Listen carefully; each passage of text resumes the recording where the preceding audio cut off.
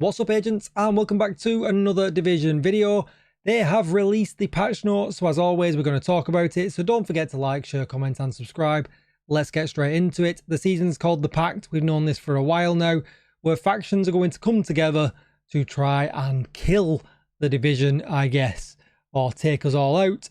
But that then introduces the new game mode, Retaliation, where if you build the gauge on the map against a certain faction, they'll try and retaliate. You can then enter the game mode and you get a chance to get a bunch of rewards, mainly being exotic blueprints, and then the ability afterwards to kind of target craft the exotic that you have been after if you've been unlucky in getting the exotic anywhere else.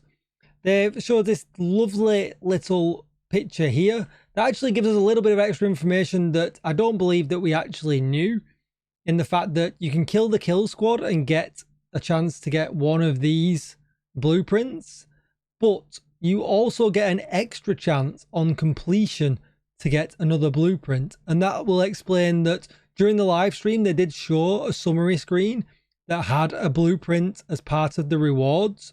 Now that was what it showed in PTS 1. But then in PTS 2, we got the blueprints as we killed the kill squad. So we just kind of assumed that that was going to be how it was going to be moving forward.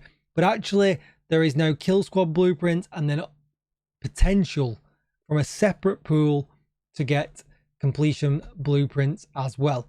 Not from Rikers and not from Cleaners, because they're not from the DC map, and then maps are a little bit easier to take over. So that's obviously why they've decided to, not do it for them to factions. So that's yeah, pretty cool. And then they talked a little bit about the materials here that you need to get if you want to farm. Obviously, if you want to farm a merciless, you're going to be doing hyena retaliation so that you get the materials as well.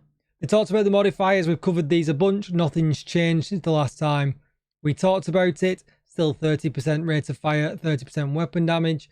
And then they talked about the active modifiers like spiced up. True, they're all based around the different factions, which is, yeah, going to be pretty interesting. They then talked about the passive modifiers as well, and they seem to mention this one quite a bit. The Hyena's Shield, unfriendly fire. Shooting a Hyena's Shield deflects your bullets, dealing 50% of damage to each enemy within the radius around the shield user, and called it like a mini turmoil. Unfortunately, it seems that, we only get to use this against hyenas. This would have been great if we could have used this against any other faction. But unfortunately, yeah, I mean, I get it. Hyena's Shield. Maybe it should have been shooting skills or something like that. But they are very faction-specific modifiers. And then the hostile countermeasures. And again, there's nothing really to go over here. There's nothing new. I've got a whole video on these modifiers and they've not changed them since we last talked about them. But I'll link this down below if you want to look at them in more detail, because I've flicked through pretty fast.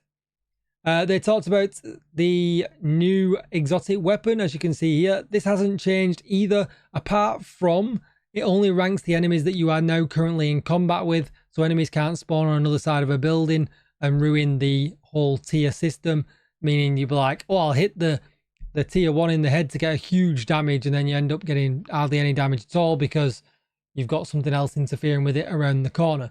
So that's pretty good, and obviously it looks ace as well. And this was just high up on the season track. I think when they flicked through it, it was around the 85 position. Probably one of the last things that we're going to get. We've then got the new Overdog's gloves, and they do exactly the same as well. It doesn't say here, but I'm pretty sure the Overdog should say currently in combat as well. So what we'll do is we'll just check that real quick. Yeah, so we can see here on the developer notes that for the Overdogs, to the lowest ranking enemies currently in combat, the same as the Shroud. So hopefully that's just a mistake and this is the way that it actually is. But as we know as well, it's a red core, crit chance, crit damage. I think these gloves are going to be really good. We've then got the new gear. We got 30% mag size, 30% LMG damage. And then the 4-piece unlocks a new unique talent for the tipping scales gear set. This has maintained its buff. It is really strong. I just think that the 6 stacks is rather harsh, and even more so when next season disappears and we lose that rate of fire bonus. But they did mention that, you know, during the season they will take further feedback, and there is obviously the potential that they will adjust things. We've then got the Urban Lookout brand set that now has got the change it featured during the second PTS, the 30% skill duration, rather than the 5%. I can't remember what it was, but it was 5% of something else. But now it's 30% skill duration with MMR damage. Perfect protective reload, I don't see us ever using, which is a little bit of a shame, but it is what it is. And then we've got the named holster that has 38% accuracy. That is pretty wild. We then got what the tipping scales set actually looks like. We've got the new named weapons. I don't think I'll ever use these, but I do think that I might use soft spot when using a Tinkerer, especially if fighting hyenas or cleaners. This 27% damage is a lot, and it's for 15 seconds. Was it 10 seconds in the PTS? Let's double check that as well. No, it was also 15 seconds. But yeah, I think that's pretty good. It's a shame it's not a little bit longer, but yeah, I think that could be a pretty good talent that we can make use of. They then show us the Master Climax mission reward. This gun is really, really powerful, even without the talent. So definitely interested to have a go at this when it finally comes into the game, but it's going to be a little while off. We've got expertise being set to 30 now. That's going to be it for the time being. It doesn't look like they're going to up that unless they bring something really difficult to the game. Then maybe they'll consider upping it again. But I think this is kind of good that it's locked at 30 for now, as it does give some other players chance to kind of catch up, and it closes that gap that we've got with expertise, because it is quite tough. They've fixed loadout swapping and things like that for the abridged talent on the Tinkerer. Let's hope that's all of the problems with the Tinkerer, but I guess we will see. And then what's really, really interesting here is they've updated the weapon and gear piece target loots to contain all eligible exotics. So obviously some were missing from the pool that shouldn't have been. The blue screen and the Catharsis no longer require ownership of the blueprint for them to be dropping. And then it's the same here with a bunch of other things as well. Exotic pistols were dependent on the Liberty blueprint. MMRs were dependent on the Mantis blueprint. ARs were dependent on the Capacitor blueprint. So that explains why people are getting such mixed results in farming for things. Like, these things obviously shouldn't be linked.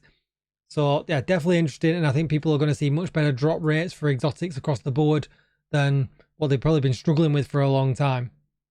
They've fixed the swap speed attribute that would cap at 14.4 on all exotics, but nobody uses it anyway, so we're not too fussed about that. And then they've fixed the issue where Breaking Point gear set was not present at the crafting station until all the blueprints were acquired. We've got some fixes for skins and things like that, which is great, and clipping issues. This is always great to see. And then we've got a stash empty issue here, but it says when entering Brooklyn Bridge settlement for the first time.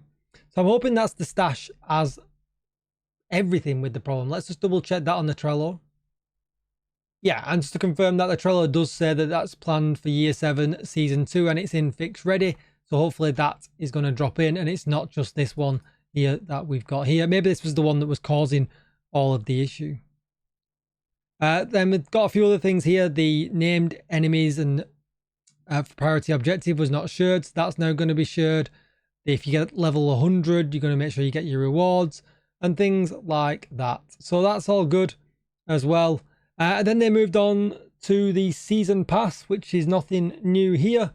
It's going to be 1,000 premium credits as always for the base pass, but yet the premium pass is going to be $30 pretty much. But as always, you get some extras with that. You get 400 premium credits back, I believe. Oh, it's going to tell us down here. So you get 10 extra gear dies, 10 universal weapon skins, 2 outfits, 2 prestige arm patches, and 400 premium credits. So players with the season pass. So that's just a regular season pass. And then what extra do you get for the plus pass? Oh, right. Okay. Right. So the regular season pass, you get what I've just talked about. But then the plus pass, you get this outfit that you can see here.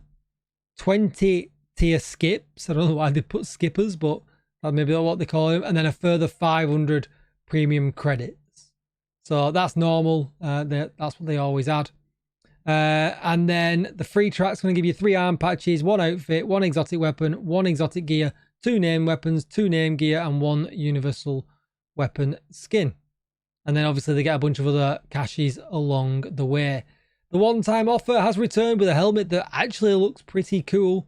So if you're going to buy, you know, any of this, then you might as well top up on your premium credits by getting this. So we've got the Red Eye pack, which is 2,000 credits, a 600 credit bonus, and then the Red Eye helmet that I think actually looks pretty cool. It's a shame we've not got a picture of a character with it on. But that's going to be it for the patch notes. Are you excited for tomorrow? I am. I'm looking forward to trying out the new game mode just to kind of do my completionist thing. I must collect all of these blueprints even though I've got every exotic in the game. But as always, let me know what you think in the comments down below. Thanks for watching.